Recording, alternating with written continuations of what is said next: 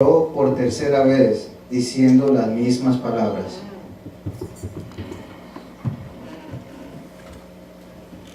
Padre mío, Abba, Padre. Padre, se estremece mi ser. Padre, si es posible pasar esta copa de mí. Abba, Padre mío, hágase tu voluntad, Padre, mas no la mía. Hágase tu voluntad.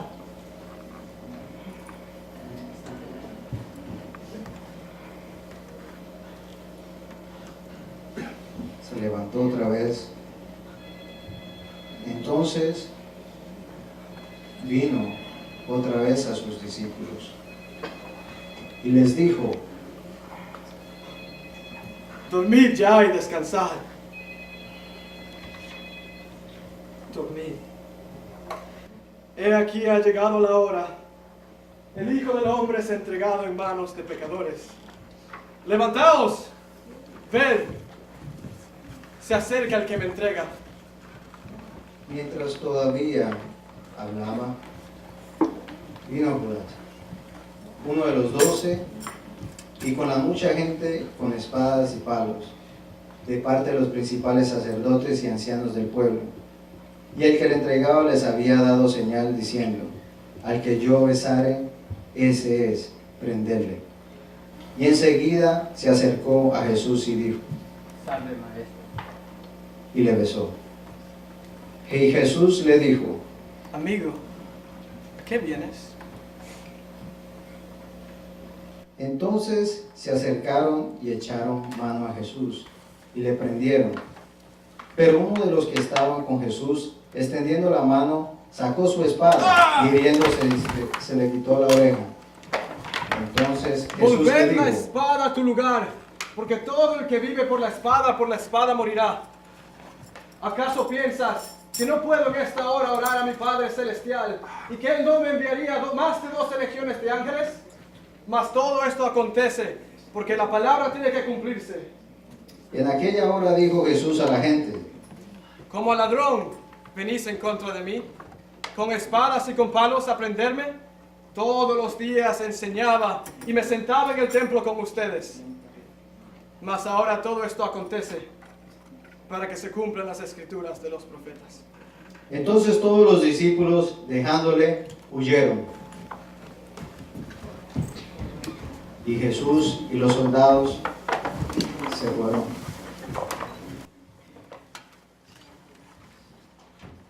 Gloria a Dios. Un aplauso para Cristo. No fue fácil lo que el Señor hizo por nosotros. Daríamos nosotros la vida por cada uno de la gente. Muy difícil. Solamente Cristo lo pudo hacer. Y venció. Por eso es que ahora el Señor nos dice que somos más que vencedores. Solamente para Él la gloria y la honra. Esta presentación ha sido basada en la palabra del Señor, conforme el Señor nos ha dado. Y en esta noche, ahorita sí, les quiero presentar las ofrendas. Aleluya. El hermano Marvin.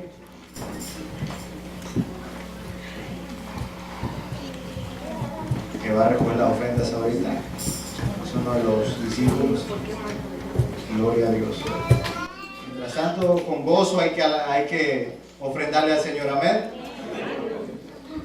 Así como vamos a salir allá afuera y sacamos y todo eso, así debemos de ser con el Señor. Dale gracias al Señor por nuestras vidas, nuestra familia y todo lo demás. Amén. Pero hay que buscar primero el reino de los cielos. Y lo demás será de añadidura. Aleluya. Bendito sea el nombre del Señor.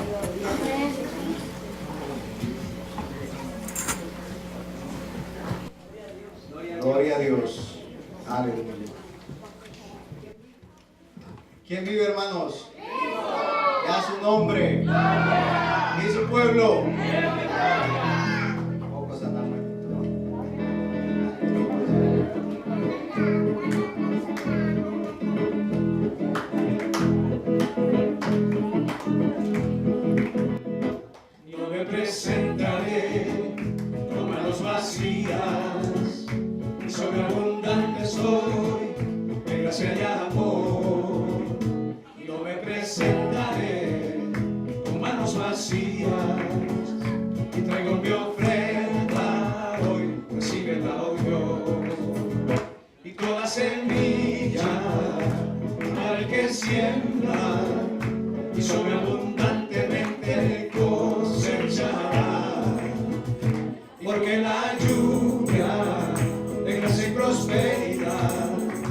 sobre sus hijos hoy derramará.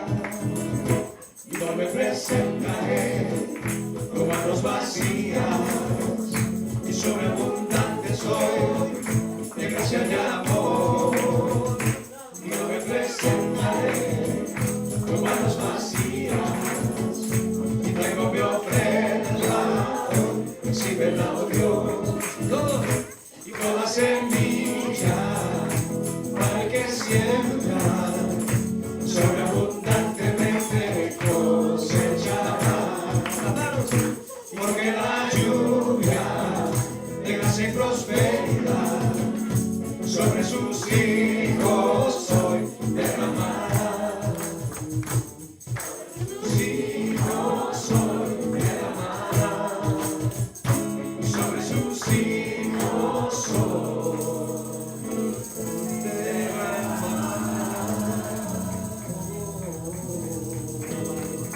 Aleluya, gloria a Dios. Bueno, hermanos, vamos a hablar por las ofrendas. Padre Santo y Padre bueno, qué lindo que es estar en tu presencia, Señor. Qué lindo cuando hay personas que sean obedientes, Señor, para entregar lo que tú les has dado, Señor, y para ofrendar según las peticiones del corazón y las necesidades de cada uno de nosotros. En este comienzo de semana para nosotros, sobre todo porque estamos presentándolo por medio de los hombres, Señor, a quien tú pusiste, Señor, como cabezas de familia, como parte de la iglesia, como parte principal, Señor, de este cuerpo, Dios, para que presentarte aquí las ofrendas que presentaron mis hermanos, Señor, que tú les puedas dar, Señor, todo lo que ellos necesitan, lo que las necesidades de su corazón, Señor, y más aún más porque tú eres dadivoso, Señor, porque tú quieres darnos tanto. Acabamos de ver ese drama, Señor, en cómo tú diste, Señor, tu vida por nosotros. Y aún así, Señor, a pesar del dolor, a pesar de todo lo que sentiste, Señor, oh Dios, tú estuviste ahí presto, Señor, para entregar tu vida por nosotros.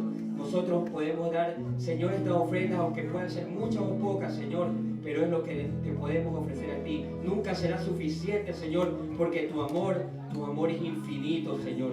Gracias te damos, bendito Dios, por este día. Gracias por todo, te damos en el nombre de tu amado Cristo Jesús. Amén.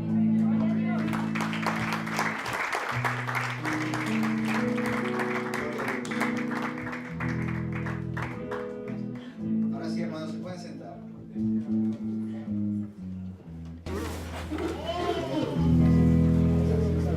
Ahora sí, otra vez, para mí es un privilegio.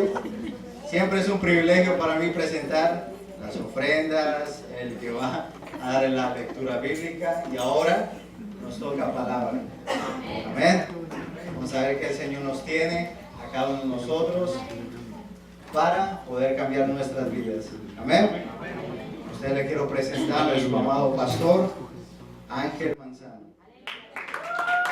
Aleluya. Ese aplauso para Cristo es lo máximo.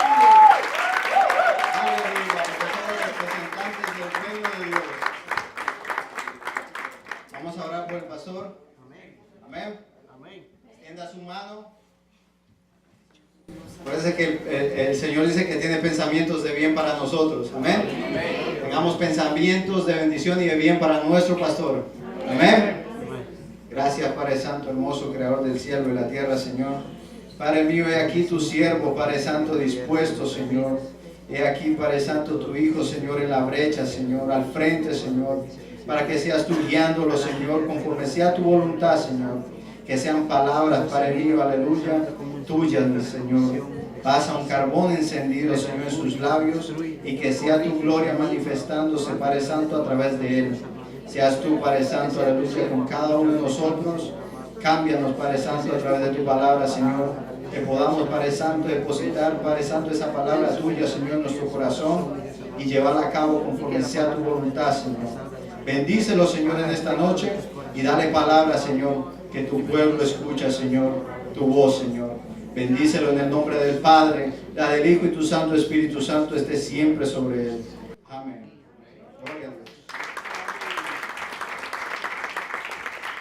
Aleluya, gloria a Dios. Gracias, mi querido hermano Jason. Gracias por esa presentación.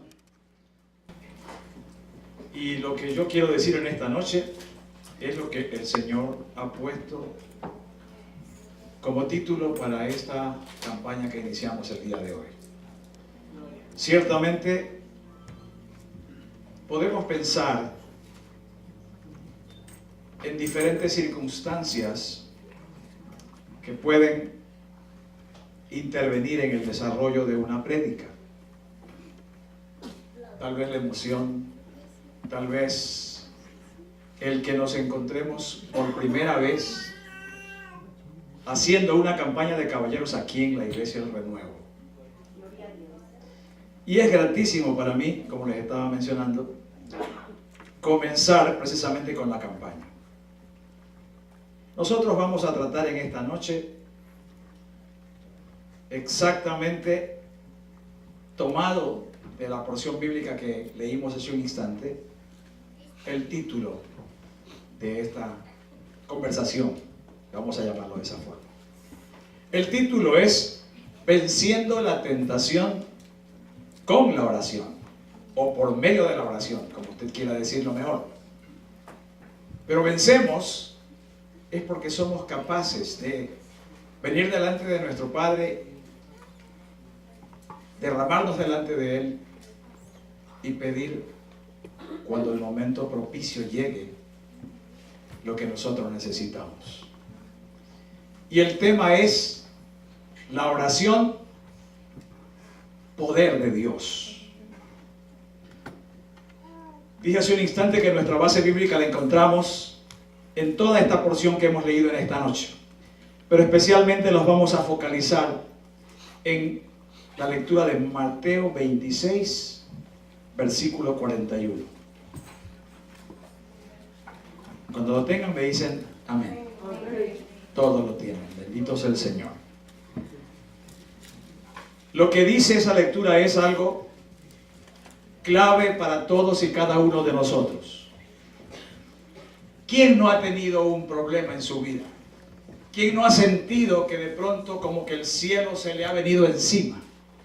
Como que ha sentido que ha perdido la protección de nuestro Padre Celestial y todas las cosas que están pasando en su vida, pero no buenas, sino de las otras. ¿Y qué nos recomienda el Señor en esa porción que ustedes escucharon hace un momento? Velad y orad para que no entréis en tentación, porque el espíritu a la verdad está dispuesto, pero la carne es débil. Este versículo debería servir para que nosotros tomemos conciencia clara de que esa porción tripartita que constituye nuestro cuerpo, nuestra alma y nuestro espíritu, la parte espiritual siempre está en capacidad de sintonizarse con el deseo de Dios. Pero nuestra carne, mis amados hermanos, muchas veces se resiste. Y no solo que se resiste, muchas veces nos empuja a caer en aquello que tanto le interesa al enemigo, que caigamos en pecado. Hice una introducción muy ligera, el Señor me la dio porque se trata de una alabanza y una adoración hacia Él, y dice: una vez, ya hace muchos años, sobre la faz de la tierra, un hombre, un ser extraordinario, dulce, amoroso, generoso, que era la expresión misma del amor. Y digo que era porque estoy hablando de la parte material de Cristo Jesús, de su persona como hombre. Y Él, como sabemos, tuvo que morir en una cruz para luego resucitar y subir a la presencia del Padre. Dice, poseía una luz maravillosa en su interior que se irradiaba a través de su semblante y que hacía que todo aquel que le conociera le amara. Sus ojos, ojos tiernos, llenos de dulzura, transportaban al cielo cada vez que miraban, pues hacían sentir el amor que su corazón guardaba por cada ser humano. Él venía del cielo, y había sido glorificado por el Padre antes de que el mundo fuese creado, como lo dice Juan 17:5. Y él venía con un encargo específico del Padre. Él tenía un encargo tácito, un encargo único. Venía primero a morir por nosotros para pagar nuestros pecados. ¿Cómo le parece? Recibimos del cielo un enviado, un embajador del cielo, cuya única encomienda era venir a morir por usted y por todos nosotros y por mí. ¿Y cuál era el segundo propósito de enviar a Jesucristo, a su Hijo que tenía el Padre Celestial? Reconciliarnos con Él. Cuando Adán cometió la desobediencia que todos conocemos, se produjo una ruptura entre nuestro Padre Celestial y la humanidad que sería producida a través de Adán. Porque el mandato del Padre fue ir, crecer y multiplicaros. Y cuando esa humanidad creció, fue tanta su maldad que tuvo que ser borrada de la faz de la tierra. ¿Mediante qué? Mediante el diluvio. Y solamente quedaron vivas, una sola familia quedó viva, la familia de Noé, que alcanzó gracia delante de los ojos de Dios y de donde procedemos todos nosotros hasta este tiempo. Era por eso que Jesucristo no perdía un solo instante para decirnos cómo hacer para evitar las trampas del enemigo. Porque Él sabe todo lo que a nosotros nos gusta. Todo lo que nuestras propias concupiscencias, lo que nuestras propias inclinaciones nos sacan de balance. Él no nos va a enseñar a ninguno de nosotros algo que no nos agrade. Como Él lo sabe todo porque lo investiga detalladamente. Si Satanás sabe que a usted no le gusta fumar, no le va a venir a ofrecer un cigarrillo. Le va a ofrecer exclusivamente lo que a usted le gusta. Aquello que no puede evitar, sin lo cual no puede usted pasar. Y entonces por eso es que Él nos dice, entonces le dice a sus apóstoles en ese tiempo, cuando los encuentra dormidos, sin que hayan podido acompañarle velando a la hora que Él esperaba, por lo menos una hora ahí en Getsemaní, Él los toma a cada uno de ellos y les dice, velad y orad, para que no entréis en tentación. ¿Y qué es lo que significa tentación? Todos pensamos que la tentación es aquello que nos ponen delante de nuestros ojos para que nosotros escojamos qué queremos. Pero de acuerdo a la definición que tiene en ese pequeño librito, en donde tiene los significados de todas las palabras en hebreo, en griego y también en arameo, nos dice que tentación es un sinónimo de prueba. Tentación es aquello que va a permitir saber realmente dónde usted está parado. ¿Está parado con Cristo Jesús o está caminando, como quien dice, entre dos aguas, de un lado o de otro? Pero no ha tomado todavía su decisión entera. Y si la tomó, no sabe realmente qué es lo que le corresponde hacer como cristiano para enfocarse en aquellos mandamientos, en aquellos dichos que el Dios Todopoderoso nos ha dejado por medio de la palabra, de su palabra, de la Biblia. Entonces, ¿qué podemos sacar en claro y qué podemos tratar de clarificar en este momento? La oración, según los labios de nuestro Jesucristo, nuestro amado Señor, dice que nos fortalece y nos hace capaces de soportar la prueba, o sea, la tentación. Nos hace capaces de soportar la prueba. ¿Qué cosa? La oración. La oración, hermano. Dígale a su hermano, con la oración, yo soy capaz de soportar las pruebas. Eso es lo que el mismo Jesucristo nos dice. Y nosotros sabemos que nuestro Dios es un Dios fiel, un Dios que no nos engaña, un Dios que nos hace saber exactamente cómo podemos evitar causar separación entre nuestro Padre Celestial y nosotros. Ahora, de esta frase surge una pregunta, pero medio incrédulos, así como quien dice, sin estar seguros de que quien está hablando es el Dios Todopoderoso. Pero, ¿seremos capaces de vencer las pruebas solo con la oración? ¿Usted qué dice? ¿Seremos solo con orar, seremos capaces de vencer las pruebas? Esa es una buena pregunta, ¿verdad? Pero esa es una buena pregunta para aquel que no está parado sobre la roca, que no está confiando, que no está creyendo y que no está esperando en Cristo Jesús. Porque si la palabra de Dios que aparece en esta Biblia es la palabra inspirada de Él, como lo dice en Timoteo, que todo lo que nosotros leemos en la Biblia es una palabra inspirada por el Espíritu Santo. Si es inspirada por el Espíritu Santo, proviene de Dios. Y si proviene de Dios, tiene que ser cierto.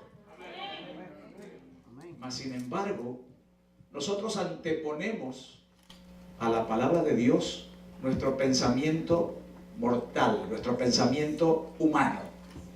Ay, ¿será que solamente con orar me voy a quitar de encima la tentación? Así hizo el demonio cuando le preguntó a Eva.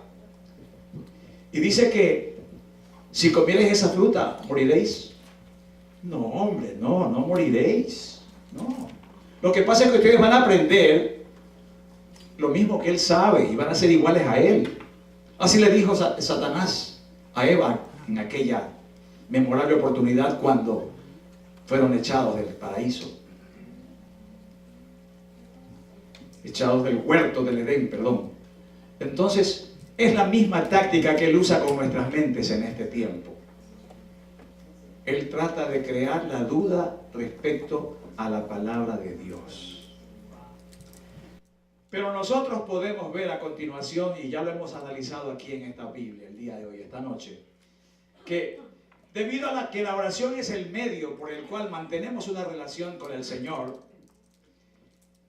y Dios es aquel que todo lo puede, ¿sí o no? Amén. Como veremos entonces,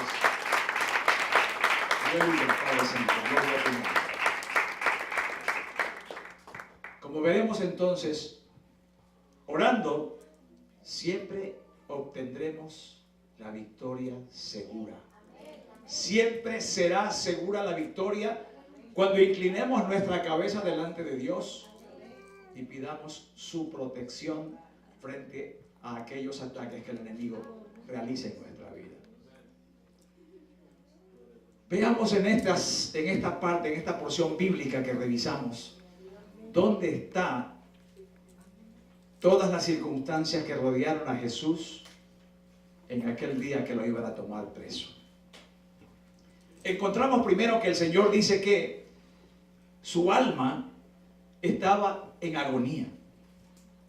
Y en capítulo 26, versículo 37 dice el Señor, el narrador, y tomando a Pedro y a los dos hijos de Zebedeo, comenzó a entristecerse y a angustiarse en gran manera. ¿Cuáles eran las causas de la tristeza de Cristo Jesús? ¿Por qué se angustiaba? La razón es muy sencilla. No vamos a pensar que él tenía un dolor corporal, que le dolía el brazo, que le dolía algo. Le dolía el fondo de su alma. Era un tormento interior que él experimentaba, que era el tormento similar al que decía la palabra cuando él llegó a donde Marta, la hermana de Lázaro, que quería expresarse diciéndole al Señor, si hubieras llegado aquí 4 días o 3 días atrás, Lázaro no habría muerto. Eso laceró el corazón de Jesús y le sacó lágrimas, arrancó lágrimas de sus ojos, y todos los que estaban alrededor decían, mira cómo le amaba, En esta ocasión, el Señor también, dadas las circunstancias por las que atravesaba, siente un dolor tremendo en su corazón, un tormento interior. Tampoco era por desesperación o por desconfianza en la acción que tomaría Jehová de los ejércitos, porque así como el Padre le amaba a él, porque él ponía su vida por sus ovejas, así también él le ofrecía un estado total de rendición. Él sometía su voluntad a la voluntad del Padre. Él en ese momento no era él. Él dice en su palabra: yo solamente manifiesto o digo lo que mi Padre dice, porque yo hablo en el nombre del Padre, no es lo mío. Yo hablo lo que el Padre me enseñó. Y él ponía su vida por sus ovejas. Y el Padre sabía que Jesucristo estaba enteramente sumiso a su voluntad, que él hacía solamente lo que el Padre necesitaba. ¿Qué otra circunstancia alrededor de todo esto había en ese momento? Jesús estaba en un conflicto, pero un conflicto con los poderes de las tinieblas, como dice en el versículo de Lucas 22:53. Allí Jesucristo dice: mas esta es vuestra hora y la potestad de las tinieblas. Jesucristo estaba completamente claro de que en medio de todas estas circunstancias se encontraba el enemigo. Y esas cosas lo tenían a él realmente apesadumbrado, atormentado interiormente. Mas él no se fija mucho en ese aspecto, sino que sabiendo que él vino a cumplir la voluntad del Padre. Y ustedes la pueden encontrar en Juan 10:18. Sabiendo que él por sí mismo, por el amor que tenía hacia su creación, él pone su vida, entrega su vida. Pero él mismo dice: yo pongo mi vida porque la puedo volver a tomar por simplemente mi decisión, por mi propia decisión. Y él se lanza a la batalla contra todas las huestes del enemigo. Él se lanza porque sabe que solamente la confianza en su Padre y la decisión de cumplir con el mandato que él había recibido en Jesús era la victoria. Era posible el triunfo para lograr que esta humanidad fuera redimida y que pueda alcanzar esa reconciliación con el Padre Celestial. Ahora, ¿por qué más sufría Jesús? Jesús sufría porque iba a ser el que llevara todos nuestros pecados sobre sí mismo. Él iba a tomar los pecados de la humanidad en todo ese tiempo y los iba a llevar sobre sí, y ya él sabía de antemano que llegaría un momento en que el Padre Celestial posiblemente miraría su rostro, no escondiéndolo de Jesús, sino de todo lo que estaba sobre Jesús, todo el pecado que estaba sobre Jesús. Y así como él estuvo triste por los pecados que iba a cargar sobre él, así deberíamos haber estado nosotros. Imagínense ustedes una carga tan grande que en él nunca había tenido origen. Jesucristo fue perfecto en toda su vida y él fue el único, ha sido el único que no ha pecado en toda su vida. ¿Y cómo transcurrió su vida aquí sobre la tierra? Como un hombre, sabiendo que él era 100% hombre y 100% Dios. Él no usó su divinidad para nada, sino que solamente su vida transcurrió sobre la tierra como un hombre, actuando como un hombre. Él tenía una visión clara de todos los sufrimientos por los que iba a atravesar. Conoció de antemano la traición de Judas. ¿Se acuerdan ustedes de la escena aquella donde le dice a los demás apóstoles: el que mete la mano con el pan en el plato, ese es el que me entrega. Ya Jesucristo sabía quién era el traidor, quién lo iba a entregar. También conocía la negación de Pedro. ¿Se acuerdan cuando le dijo, Pedro, esta noche, antes de que el gallo cante, me habrás negado 3 veces? Él conocía de antemano. ¿Qué le hace pensar eso? Ese entendimiento de las cosas como iban a ser.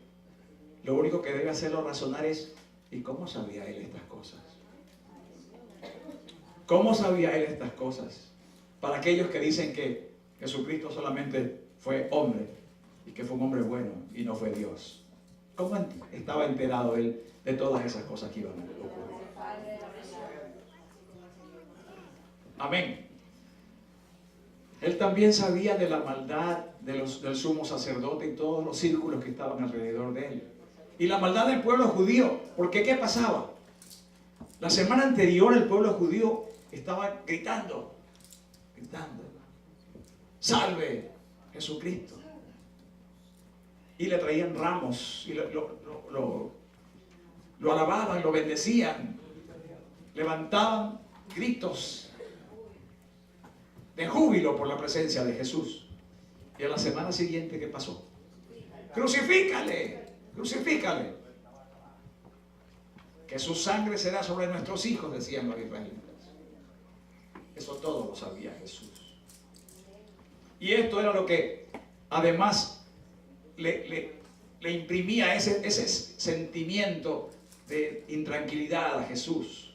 Él sabía que la muerte, en su aspecto más amenazante, él sabía todo lo que iba a pasar y que finalmente iba a morir en la cruz. Él lo sabía. Entonces, eso lo sentía y lo tenía como quien dice de frente a sus ojos. Y definitivamente eso podría entristecer a cualquiera. No se diga al Señor Jesús, que sin haber cometido pecado, estaba siendo sometido a un castigo que no lo merecía, sabiendo además él, como dije hace un instante, que la paga del pecado es muerte y que él no había pecado absolutamente como para dar paso a un castigo de esa clase. Ese es el Jesús al cual nosotros le servimos. El hombre que sin tener la más leve culpa fue sometido a la cruz. Fue convertido en maldición para que la Escritura se cumpliera. Y nosotros estamos aquí por gracia de Dios solamente.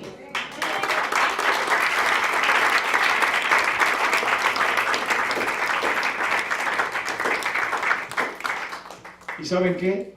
Todos estamos relevados de culpa, porque Él nos lavó con su preciosa sangre. Y aún más, al cubrirnos con su sangre, Jesucristo lo que hizo fue presentarnos dignamente delante de su Padre, para que Él los considerara justos a través de la sangre de su Hijo amado. ¿Cómo les parece tremendo beneficio que recibimos de Cristo Jesús? Yo creo que Cristo merece un aplauso, pero un aplauso fuerte.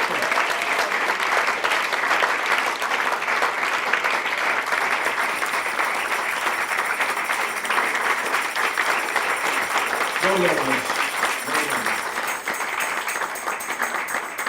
Nuestro Dios es un Dios grande, un Dios generoso, como decíamos al principio.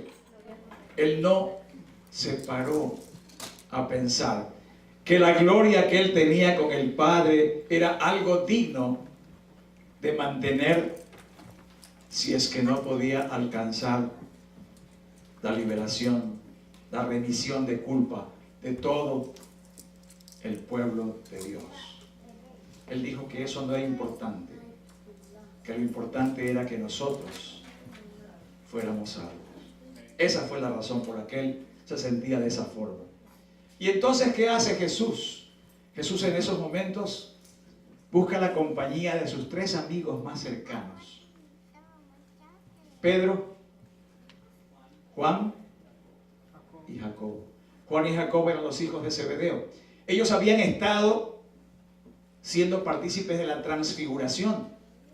Cuando él subió al monte con ellos y de pronto lo vieron no solamente iluminado de adentro hacia afuera, vieron un brillo, el brillo que corresponde solamente a Dios. Y además vieron ¿a quién? A Elías y a Moisés.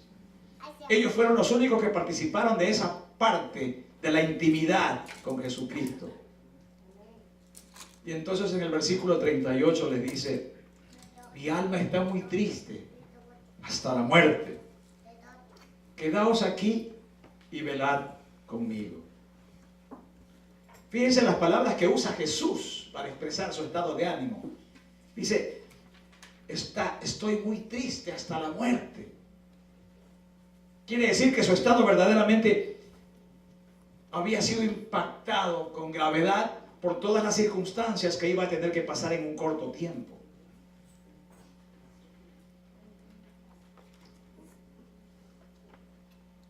Y tenemos que considerar que Cristo, cuando murió, no solamente sufrió en su alma, o no solamente sufrió en su cuerpo, tal vez es mejor decirlo de esta forma.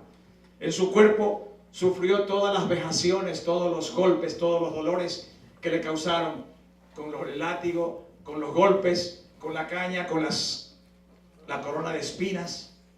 No solamente sufrió en su cuerpo. Y lo que es peor, sufrió en su alma. Un alma dulce, el alma de Dios, que siempre ha tenido pensamientos de amor para cada uno de sus hijos, y que lo dice con toda claridad en Isaías. Aquel Dios que también inspira al apóstol Pablo y le dice: nadie nos podrá separar del amor de Dios. Ese mismo amor estaba en el corazón de Jesús, porque Él fue el que nos creó con sus propias manos. Él fue el que hizo posible que nosotros nos convirtiéramos en almas vivientes. ¿Se acuerdan esa frase? En Génesis, cuando estaba creando al hombre. Estaba abrumado verdaderamente de tristeza. Y era una tristeza llevada hasta la muerte, que cualquier mortal que no hubiera sido Jesucristo hubiera muerto con ese grado de tristeza. No lo podría soportar sin morir. ¿Cuánto tiempo iba a durar esa tristeza? Él lo dice: hasta la muerte. Hasta la muerte. Por eso es que en Isaías profetiza que Jesucristo sería varón de dolores, experimentado en quebrantos, porque eso fue todo lo que Él experimentó mientras su vida estuvo entre nosotros acá en la tierra. Eso fue lo que Él experimentó. Pero entonces se produce un hecho importante, porque finalmente tenemos que reconocer la victoria de Jesús. ¿Dónde y cuándo fue que sucedió la victoria de Jesús?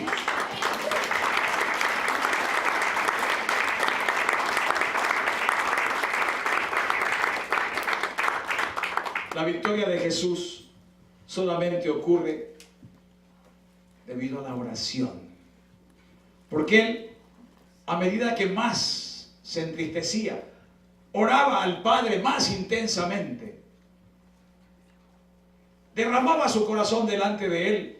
Y dice un versículo en el libro de Marcos, que mientras más se entristecía, gotas de sangre se mezclaban con su sudor y salían de su cuerpo.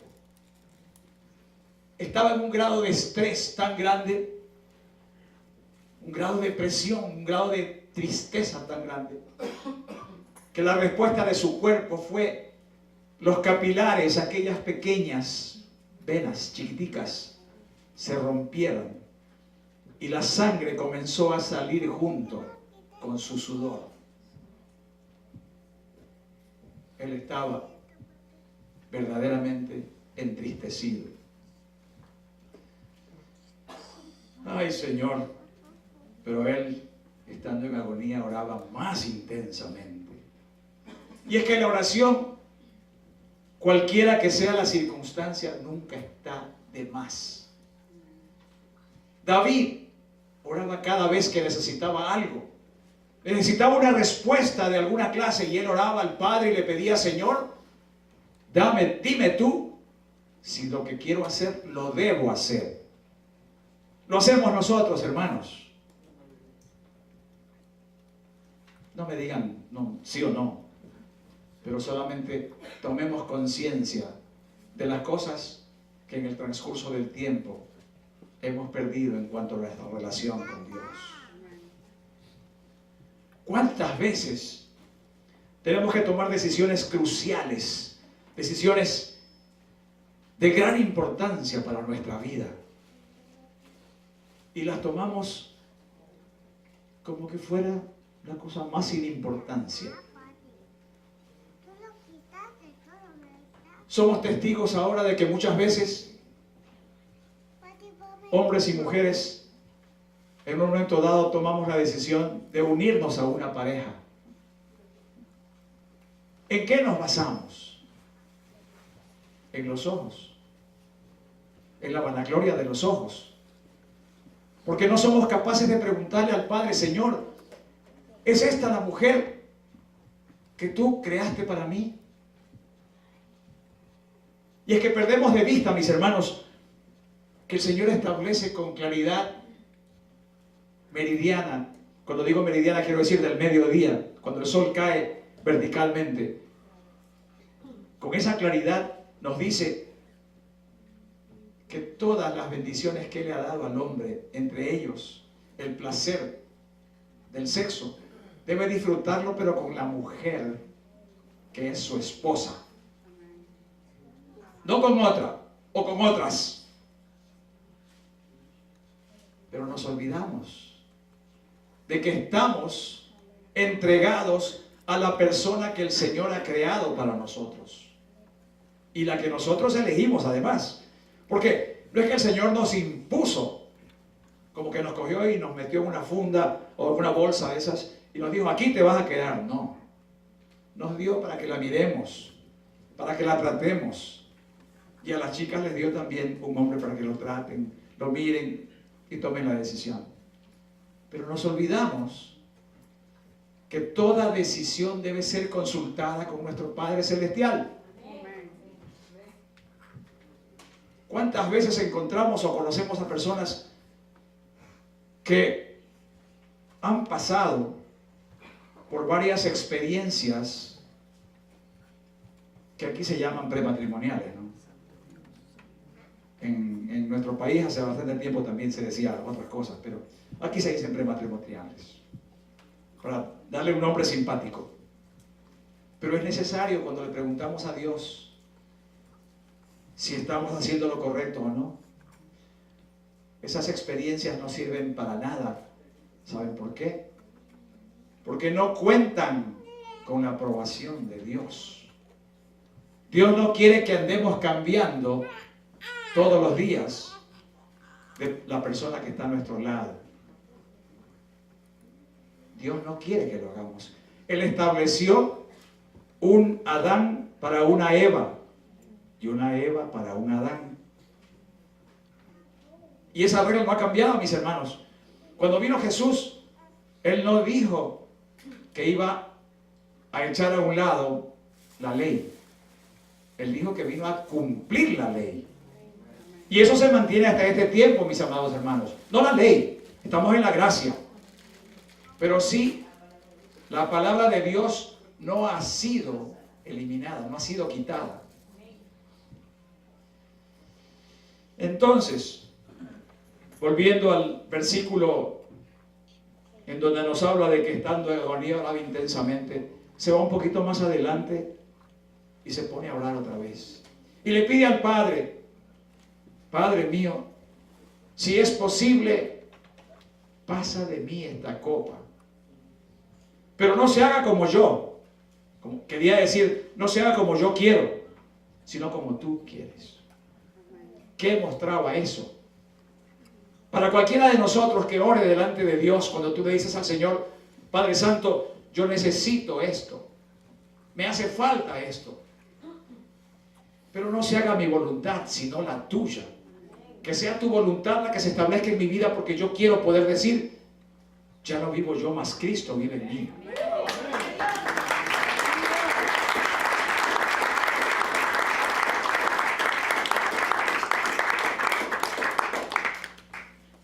Entonces, vuelve a orar a Jesús. Y su espíritu afligido se siente, si usted quiere en ese momento, se siente feliz de poder encontrar la respuesta que el Padre tiene para él. El Padre lo reconforta porque para eso, nos dice en otras partes de la palabra, Él envía un ángel para que le dé la fortaleza como para soportar todas las cosas que van a venir. Porque de allí, de esa parte, de ese conocimiento de lo que iba a ocurrir, es donde sale la tentación para Jesús.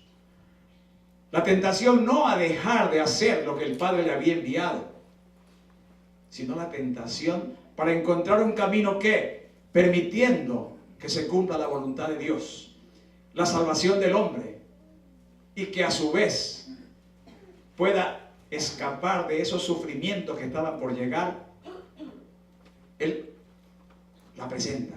Si es posible, pasa de mí esta copa. Pero inmediatamente reacciona y se da cuenta.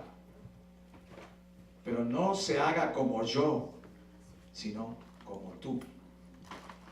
Porque Él está sumiso al Señor. Y porque sabe que si Él intenta salirse del trabajo que le había sido encargado, Él conoce todas las consecuencias futuras y sabe además que Él estaría incumpliendo con lo más importante que es para Él, la voluntad del Padre.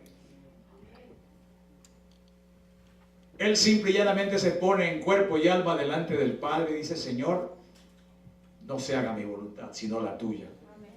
Y cuando entiende que no puede dejar de cumplir con aquello que el Señor le encargó porque esa es su voluntad, una vez más se refortalece y vuelve a caminar hacia adelante, buscando en todo momento cumplir con la voluntad de Dios y satisfacer la necesidad de esta humanidad que en ese momento estaba perdida. Darle la salvación. Si hay alguna posibilidad de que Dios sea glorificado, de que el hombre sea salvado y de que sean cumplidos los objetivos para los cuales Él había sido enviado, que no sea pasando a través de todos los sufrimientos, eso es lo que el Señor mira. Pero cuando comprende que no hay forma de que, cumpliendo con lo que le habían mandado hacer, a la vez evitara esos sufrimientos, Él dice, Señor, heme aquí, hágase en mí tu voluntad y no se haga la mía. ¿Qué herramienta usó Jesús entonces para ponerse en contacto con el Padre? Solamente la oración. ¿Y por qué la oración? ¿Qué es lo que hace la oración? La oración es lo que crea esa relación y la mantiene con nuestro Padre Celestial. ¿Qué pasa con los que no oran, con los que no se comunican con el Padre? No han encontrado, no han tenido una experiencia personal con Él. Y sencillamente no saben cómo mantenerse alineados con la voluntad de Dios y no han sido capaces de comunicarse con Él. Hermanos amados, esta situación es la que abona y lo que hace pensar que todos y cada uno de nosotros tenemos la obligación de llegar delante de nuestro Padre Celestial en cualquier momento para arrodillarnos delante de Él y decirle, Señor, quiero estar en tu presencia. Quiero que tu Santo Espíritu llene mi corazón, que llene mi vida y que seas tú mismo, Señor, guiando cada uno de los pasos que yo dé. La oración privada, mis hermanos. Muchas veces uno puede darse cuenta que habemos personas o hay personas cuya costumbre de orar es muy infrecuente. Porque generalmente al hacer una oración vemos que no encuentran las palabras, que los salmos, que son la fuente de inspiración para hacer una oración adecuada para el Señor, como que nunca los hubiéramos revisado, como que no encontráramos esa adoración tan ferviente que David hacía cuando le decía: Señor, ten misericordia de mí, conforme a la multitud de tus piedades, perdona mis rebeliones. Como que no encontrásemos esas palabras tan dulces y no pudiésemos más que sea repetirlas, porque no está mal que las repitamos. Esa es una oración cuyo modelo nos la dejó David para que nosotros podamos usarla, para que podamos usarla como que fuera nuestra. Pero ¿sabe cuándo ocurre eso? Cuando realmente lo sentimos, cuando estamos arrepentidos de haber hecho algo que estuvo en contra de la voluntad de nuestro Padre Celestial, cuando leyendo la palabra de Dios hemos entendido que debemos mantener una forma de vida y que no hemos mantenido esa forma de vida, sino que hemos violentado los mandamientos del Señor. Cuando entendemos que le hemos fallado. ¿Cuántas veces falla el justo? Le preguntaba uno de los apóstoles: ¿y cuántas veces debo perdonar a mi hermano que me ofende? 7 veces. Jesús le dijo: hasta 70 veces 7, dándole a entender que de nuestra parte el perdón a nuestro prójimo es ilimitado. ¿Cómo hacemos para cumplir con aquellos mandamientos que dice, por ejemplo, que amemos a nuestro prójimo como a nosotros mismos? ¿Cómo conseguimos la naturaleza de Dios en nuestra vida? Orando, mis hermanos. No hay otra forma.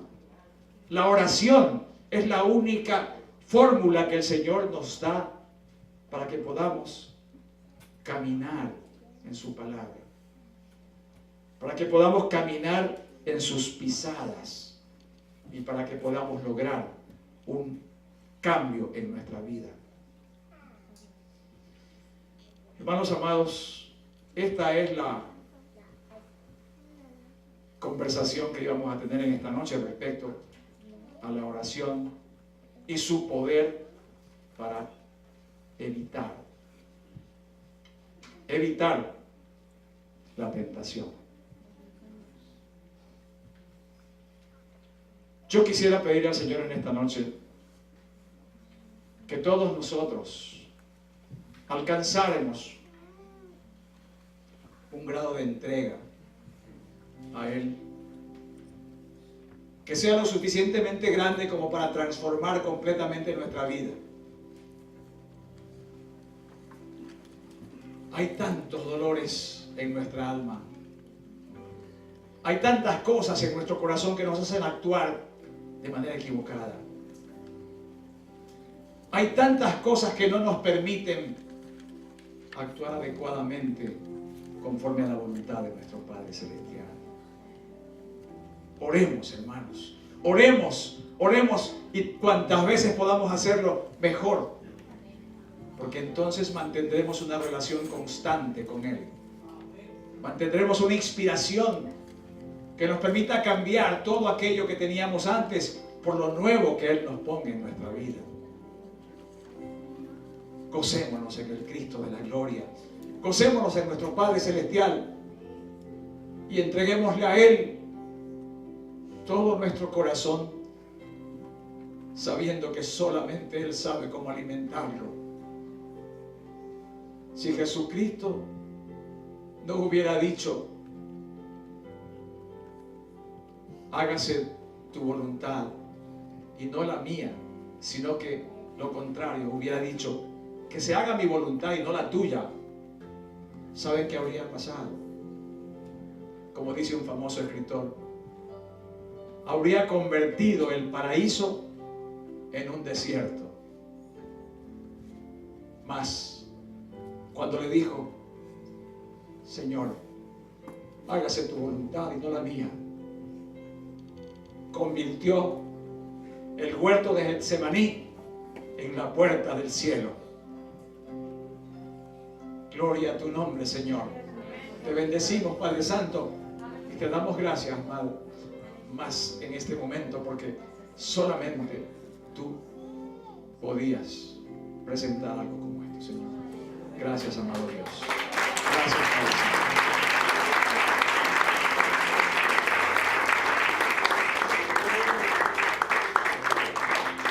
No tenemos invitados en esta noche, según puedo ver.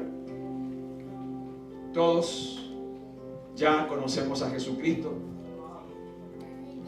Así es que tal vez lo que me atrevería a presentar en este momento, si acaso alguien desea reconciliarse con el Señor, si alguien quiere hacer esa oración de entrega de su corazón a Cristo, quiere hacerlo, puede pasar aquí al altar.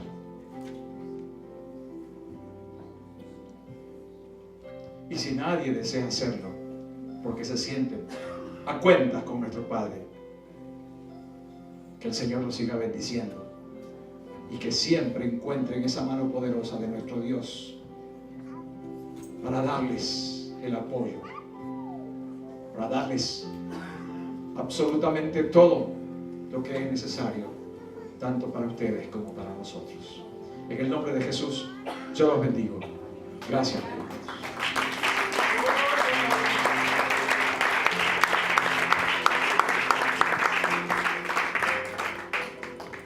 Gloria a Dios. Qué palabra tan hermosa, ¿verdad? No hay que añadirle nada. Una cosa así, el Señor dice que tenemos que orar. Hay hogares que se destruyen porque no hay oración. ¿Ven? Vamos a despedirnos. No es la presencia de Dios, y no es el lugar, pero vamos a comer también abajo. ¿Ven? Cada uno haga una oración conforme usted le quiera decir a Dios, hablar con Él, decirle acerca de lo que Él hizo en Getsemaní, decirle la grandeza que hay y que siempre va a haber para nosotros, ese amor, esa misericordia que Él tiene cada día. Amén. Eso es personal, la salvación es personal. Cada uno conforme ustedes quieren hablar con Dios, hablen, mientras que yo hago una oración. Amén. Gracias, Señor, Padre Santo, hermoso, creador del cielo y la tierra, Señor. Te damos gracias, Señor, por esta noche, Padre Santo, aleluya. Te damos gracias, Padre Santo, aleluya, porque tú, Padre Santo, estás aquí, Padre mío. Tú estás aquí hablándonos día a día, Señor, enseñándonos, Padre Santo, aleluya, que tenemos que orar todos los días sin cesar, Padre mío. Padre mío, yo te pido, Señor, yo personalmente te pido, Señor, aleluya, que me sigas instruyendo, Señor, en tu oración, poder hablar contigo, Señor, tener un diálogo, Padre Santo, aleluya, y poder decirte cuánto te necesito, Señor, en mi vida, Señor.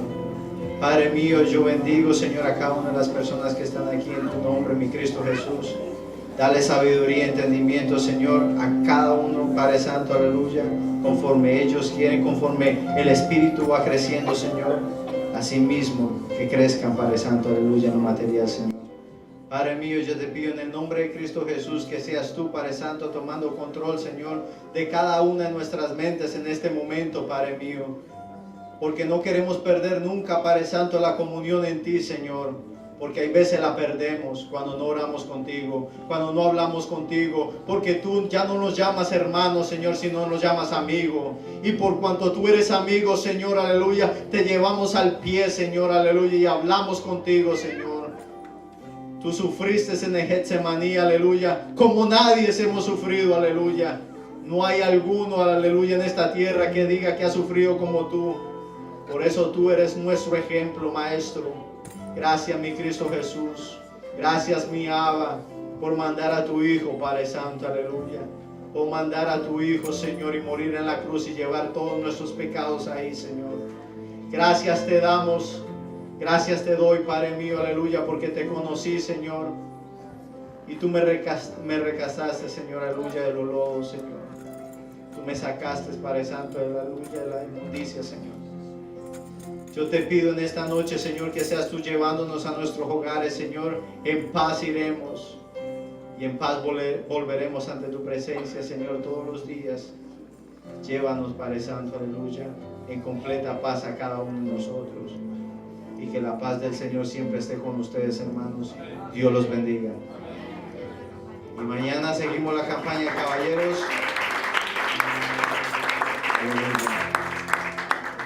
A las 7:30. Amén. Y hay pro templo de los caballeros. Ya había anunciado al principio, hay que comer. Y acuérdense mañana que si tienen alguna persona, invítenla. El Señor sigue hablando, el Señor sigue manifestándose.